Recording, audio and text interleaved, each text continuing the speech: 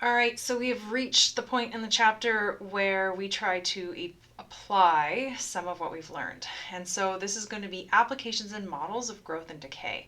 And this is one of the first times that I can say, I mean, not the first time, but it is a major time that I can say, wow, is this ever useful? So there's lots of things that grow exponentially.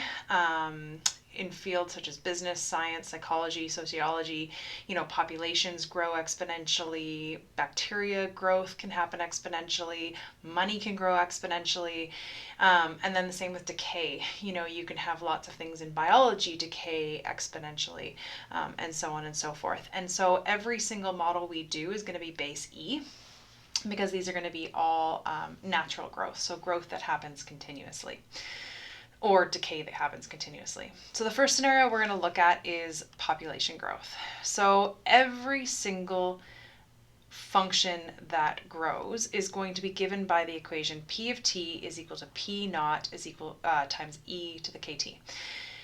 Every single one of the equations for growth is going to look like this, and all that'll happen is that the definition for P of t and the definition for P naught and the definition for K and maybe even T could change, but this equation itself is going to stay the same. How it works, specifically for population, is that this is the population at time t, or the population as a function of time t is equal to your initial population, so P naught is your initial population, times E, which is your natural growth constant. So this is something that's growing continuously versus doubling or tripling or halving or so on and so forth. And then the exponent involves K, which is your exponential growth rate as a decimal, times the time. So what's going to happen is that you're going to have an initial population, and it's going to grow continuously at some rate for some amount of time, and you're going to be able to find out what the population is after that length of time that it's been left. One thing to be really careful with of anything in math is making sure that your units are the same. Now, looking at your homework in the textbook, I can't see any that tried to trick you, but in case I missed any, whatever you put in for time, so if it's years or months or days, make sure that your exponential growth rate, if specified, is also in months or days or years. Okay, so let's use this. And again, just to specify, growth is something that increases. So x increases, y increases without bound. So this first example of population growth is going to be in Mexico. So in 2011, the population of Mexico was about 113 million, and the exponential growth rate was 1.1% per year. Find the exponential growth function. So what we want is population as a function of time. So we know that our original equation that we're always going to use is P of t is equal to P naught times e to the kt. And the only variable that we want, or variables I guess, is P as a function of t. In other words, we have to fill in information for P naught and for K. All right, so what did they give us in the equation? Well, they gave us that in 2011, the population of Mexico was 113.7 million.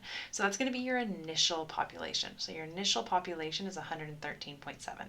E is not a variable. E is representing a number, so that's fine. And then what about K? Well, they've told me my growth rate is 1.1% per year. Now, technically, to use a number like 1.1%, it has no mathematical meaning unless you write it as 1.1 out of 100. So into our equation for K, you're going to put in 0.011t. So now my population as a function of time is equal to 113.7 times e to the 0.011t. So that now we can use this exponential growth function to find the population after any amount of time t. So in question B it says, now estimate the population in 2015. Well, since 2011, 4 years has passed. So we're going to find the population after 4 years.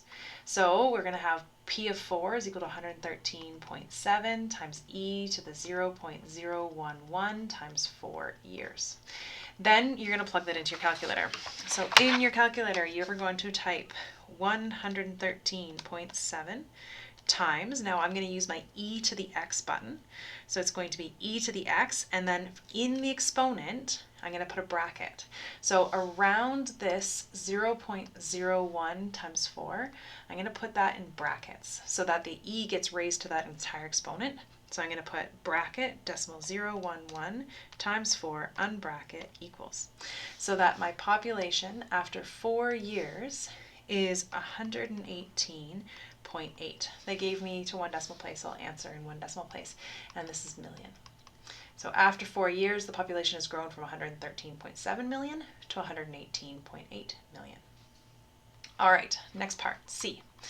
It says, at this growth rate, when will the population be 200 million? So again, we have our function, P of t is equal to 113.7 times e to the 0.011 t. This time, instead of giving us t, they've given us P of t. So after a certain amount of time t, your population is going to be 200 million. So in for P of t, I'm going to put 200. And I'm going to have 200 equals 113.7 times e to the 0.011 t. All right, at this point you have to ask yourself, what type of equation is this? Well, where's the variable? Right? When you look at this equation, where's the variable? Well, the variable is up here in the exponent, which makes this an exponential equation. To solve an exponential equation, you have 2 choices. You can take the log of both sides, or you can change it to logarithmic form. But regardless of the method you choose, the first thing you want to do is isolate your power. So the first thing I'm going to do is divide by 113.7.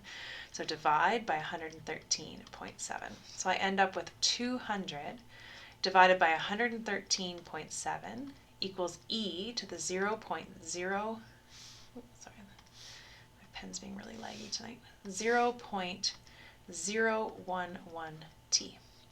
Okay, so now is where you get to choose. Do you want to take the log of both sides, or do you want to change to logarithmic form? So option number 1 is you could take the log of both sides. You'd have the log of 200 divided by 113.7 equal to the log of e to the 0.011t. Now, if you take the log of both sides, I recommend taking log base e. Because now when we bring the exponent down, so we'd have ln of 200, I should have given us more room, over 113.7 is equal to 0.011t. So I'm using the power rule to bring the exponent down, times log to the base e of e. Well, log to the base e of e is equal to 1. So I'm left with ln of 200 divided by 113.7 is equal to 0.011t. So to solve for t, I'm going to take the ln bracket 200 divided by 113.7 bracket divided by that 0.011. So for t, I get 51.3. Other option is that instead of taking the log of both sides and bringing the exponent down, you could have changed to logarithmic form. So again, when you're changing to logarithmic form, it solves for the exponent.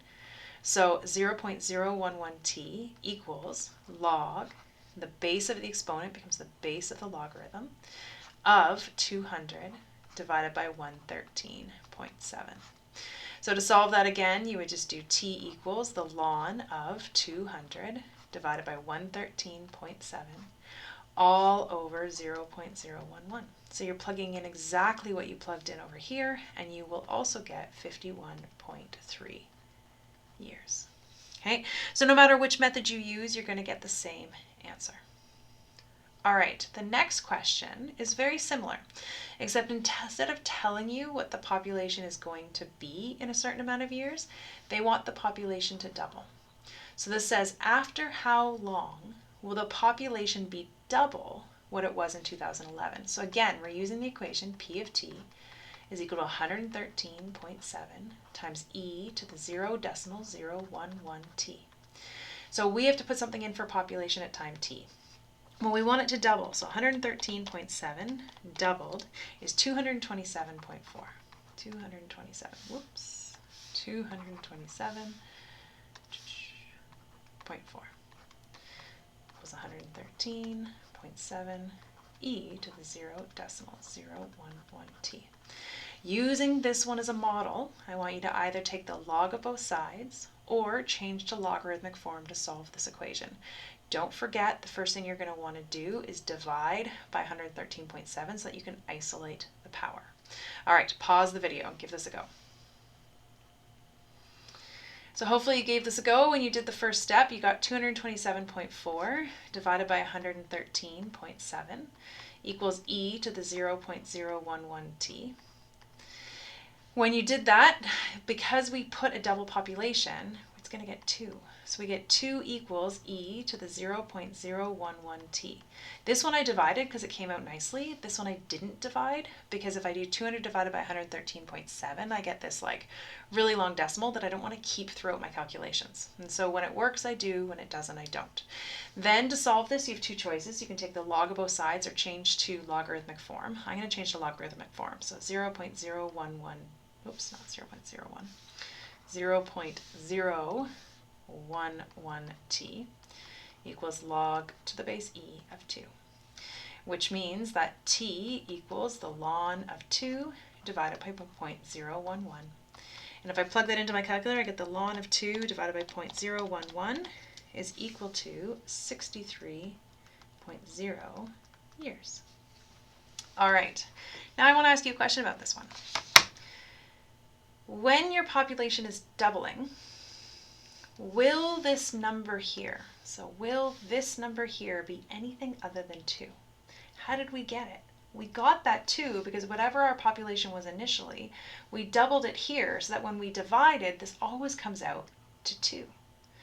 So this is going to lead us to a shortcut formula. Instead of having to do all this work of plugging into my original equation, if I know I'm looking for the time it takes to double, I can always use t equals ln 2 over whatever the k is. So the k is going to be the only thing that can change. So this formula for doubling time or growth rate in doubling time is going to be k equals ln 2 over t, or t equals ln 2 over k. You'll notice that we've changed to a capital T because it's not any time, it's a specific time. It's the time it takes to double. And so we just give it its own letter of capital T. But this formula works for any growth scenario where you're wanting to solve for the growth rate or you're wanting to find for the time it takes to double. So let's try another example. So for example, if I asked you, the population of Kenya is now doubling every 28.2 years, what is the exponential growth rate? And again, I mean, you can use this equation if you want. P of t is equal to P naught e to the kt, okay? But the key thing here is that whatever you're putting in for initial population, you're doubling it to get here. So it's 2 equals e to the kt. And if you take this equation and rearrange it, you'll end up with k equals ln 2 divided by whatever that doubling time is. So since they've told us the doubling time is 28.2 years, we're going to do ln 2 divided by 28.2. So for this one, my exponential growth rate is ln 2 divided by 28.2, which is 0.0245 ... I put this because if you were going to use this k value in another equation, you have to use it unrounded. But to give the answer for this, I would say that my growth rate is, I would times that by 100 and get 2.5%. So I have an exponential growth rate of 2.5%. All right, that is part 1 of 5.6. Go practice.